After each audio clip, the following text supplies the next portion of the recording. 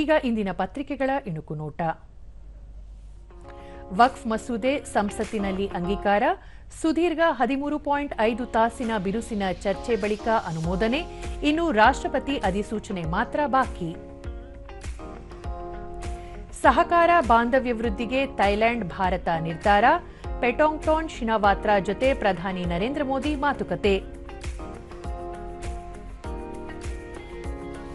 ಬೆಲೆ ಏರಿಕೆ ವಿರುದ್ಧ ಪ್ರತಿಭಟನೆ. ರಾಜ್ಯವ್ಯಾಪಿ ಹೋರಾಟಕ್ಕೆ ಕರೆ. ಸಿಎಂ ನಿವಾಸಕ್ಕೆ ಬಿಜೆಪಿ ಮುತ್ತಿಗೆ. ವ್ಯಾಪಾರ ಸಮರಕ್ಕೆ ರಣಕಹಳೆ. ಭಾರತದ ಸರಕುಗಳ ಮೇಲೆ ಶೇಕಡಾ 27ರಷ್ಟು ಪ್ರತಿಸುಂಕ ಹೇರಿದ ಅಮೆರಿಕ ಅಧ್ಯಕ್ಷ ಡೊನಾಲ್ಡ್ ಟ್ರಂಪ್. ಎಂಎಸ್ಎಂಇ ಅಭಿವೃದ್ಧಿಗೆ ಬದ್ಧ. ಇಂಡಿಯಾ ಎಂಎಸ್ಎಂಇ ಕಾನ್ಕ್ಲೇವ್ 2025ರ ಲೋಗೋ ಅನಾವರಣ.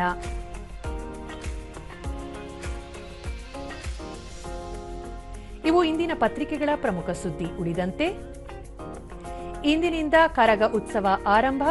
ಈ ಬಾರಿಯೂ ಕರಗ ಹೊರಲಿದ್ದಾರೆ ಜ್ಞಾನೇಂದ್ರ. ಧಾರಾಕಾರ ಮಳೆಗೆ ಧರೆಗುರುಳಿದ ಮರಗಳು. ನಗರದ ವಿವಿಧೆಡೆ ಮಳೆ. ಗಾಳಿಗೆ ಉರುಳಿಬಿದ್ದ ವಿದ್ಯುತ್ ಕಂಬಗಳು.